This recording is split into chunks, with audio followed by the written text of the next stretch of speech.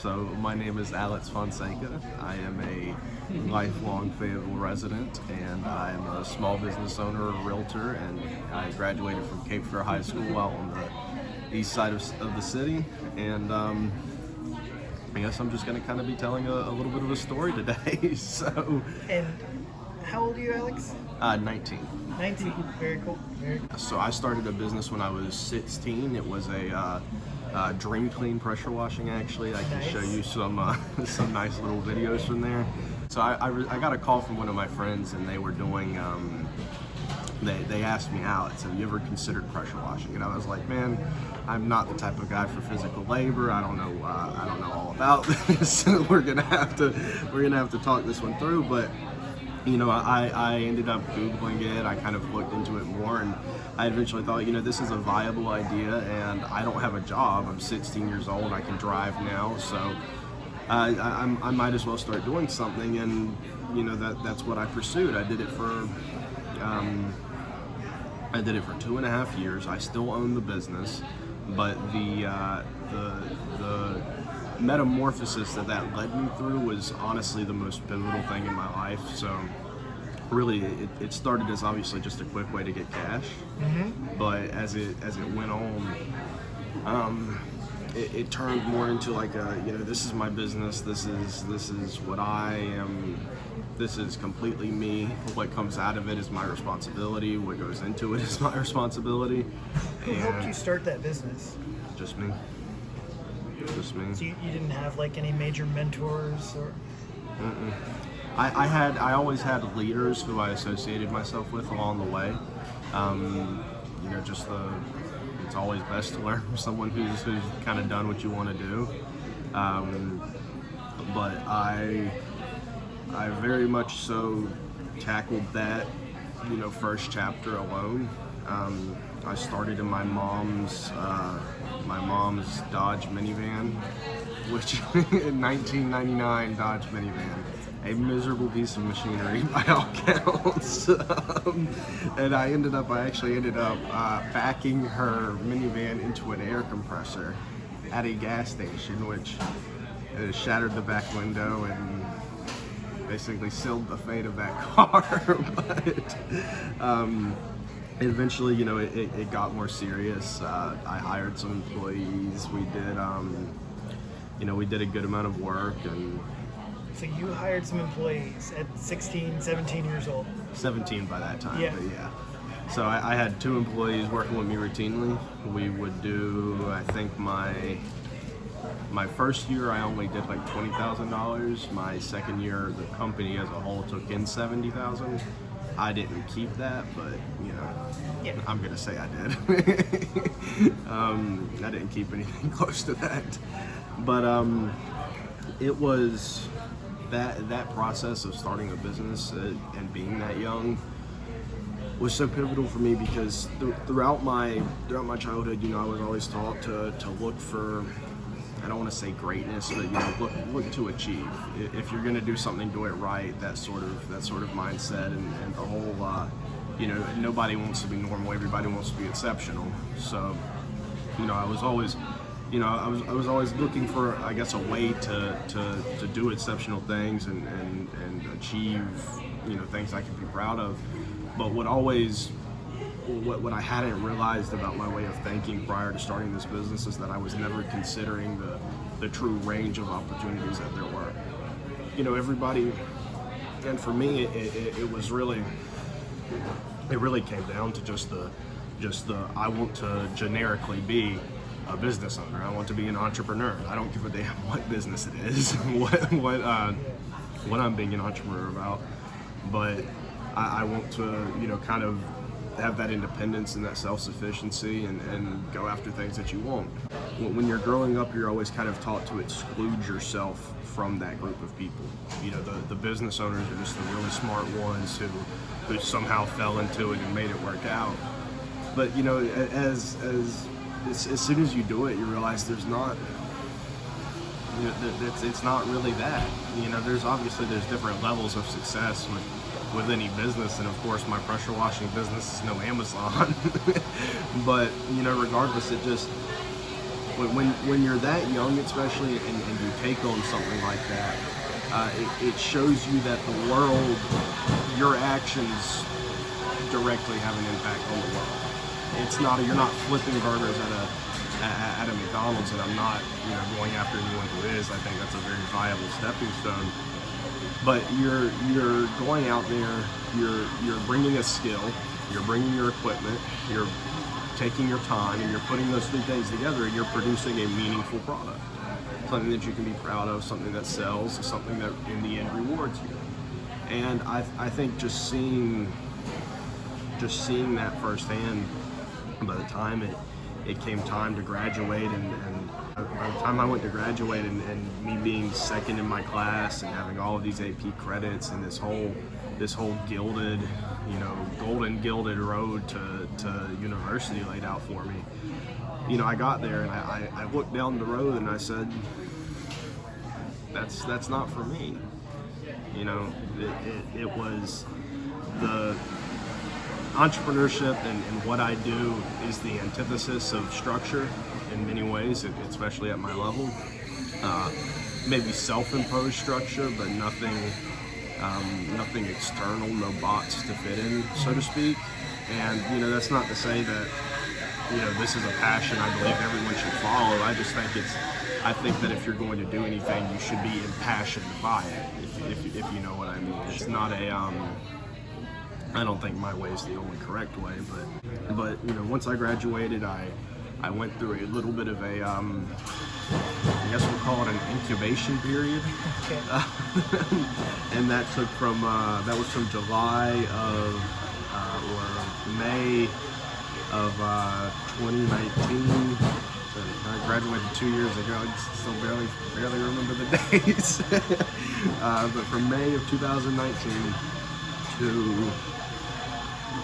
roughly November of 19, so kind of a 5 to 6 month little, what the hell am I gonna do time. And I was pressure washing through that and all of that. But around September, our pressure washing season ends. So from September to right before I started the class in October, I had like a 2-month hiatus and no money coming in, nothing on the books, no plans, at home on the couch. I was like, damn, what am I gonna do? And that, that kind of had to double down, and I kind of doubled down and looped back to, the people I had worked for in the past. I'd worked for a lot of realtors, and it occurred to me that, hey, I'm gonna make a whole lot more selling houses than cleaning them. So let's, jump over to that and have other people do it. And that's gone well. I've been doing that for 1.5 years. I have plans to create other businesses in the future. And Were you afraid at all not going to college? Oh, I'm still deathly afraid. Fear is an inherent part of anything you do. If you're doing something that's not normal, obviously there's a much larger degree of uncertainty with it. And of course, everything I do could go upside down. It could not pan out, and whatever. But I look at it as, failure is an inherent part of progress, and if I fail, so be it. It's kind of a, it's just part of the story. You know what I mean? I like the independence that comes with what I do, and I think that by not going to college, as I said earlier when we were talking, by having something to lose, it's quite an intrinsic motivation. You have to give yourself something to lose if you want to be successful at anything, and that came with, in my case, really by kind of throwing away the whole cliche college experience.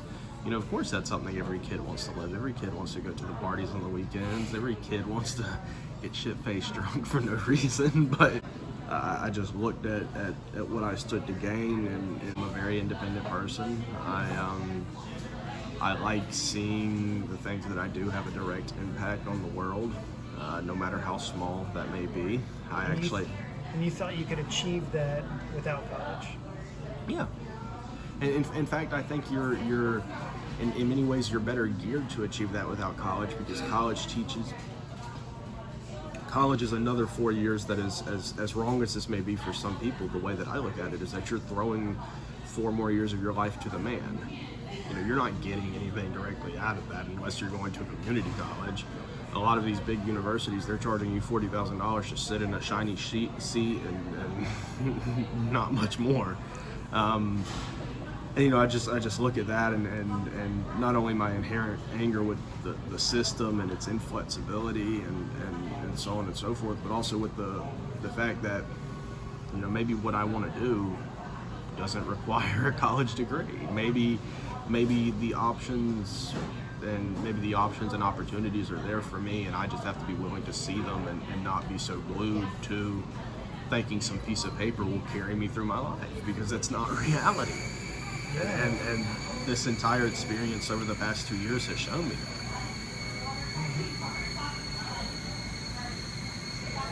Intermission coffee sip. I can edit any of those things out, so I think you should leave that one in there. I might. Anything else? So, yeah. Now that you're here, so you said you've gotten your realtor's license? I've had that for about a year and a half. And the whole process took about a month and a half for me. That's a pretty good benchmark if you're able to pass everything on your first try, which a good portion of people are.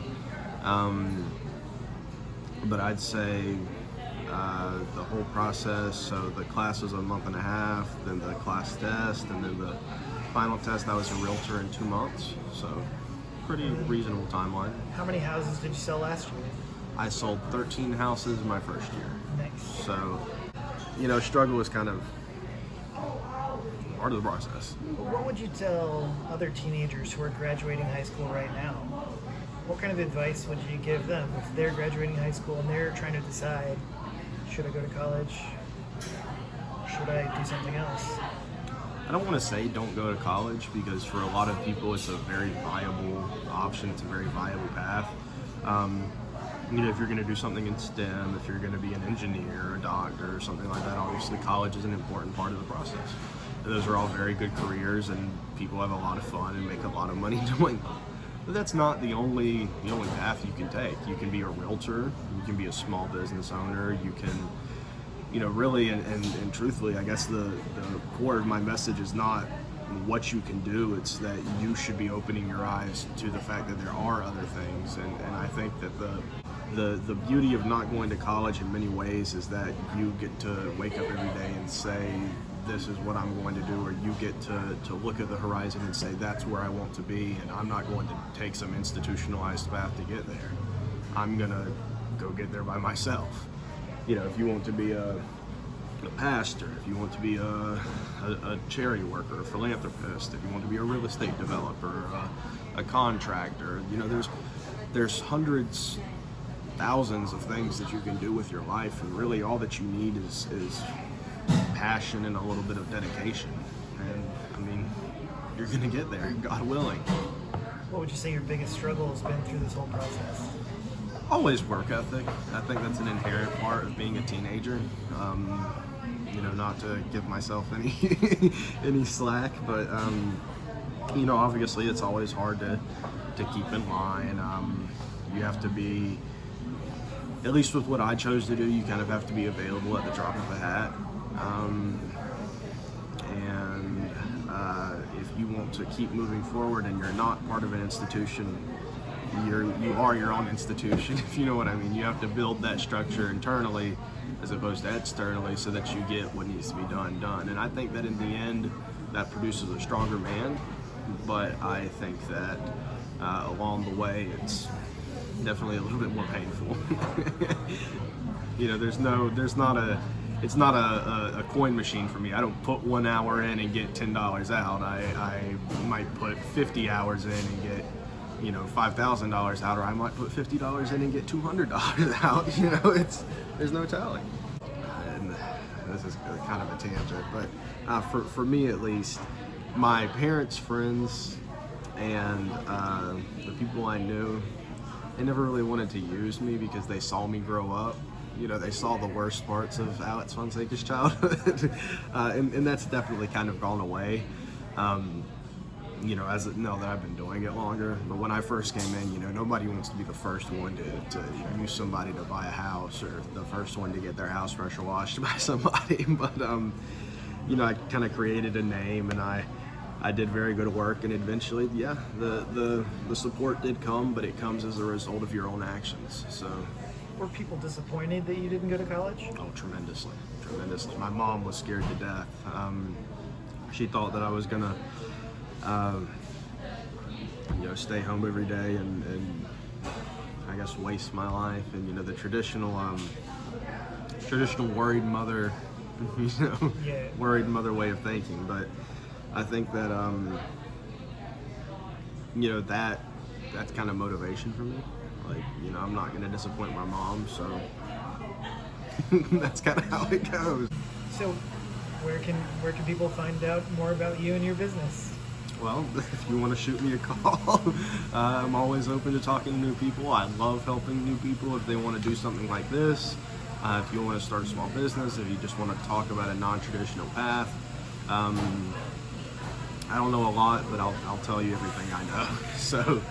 You can call me at 910-668-0206. I work for Bell Manley Real Estate out of Southern Pines. I sell real estate in Fayetteville and basically a kind of a 50-mile radius around here. So if there's anything you want or need, I'm very much so open to helping. Very cool, very cool. Well, thanks so much for being on with us. Thank you, Adam.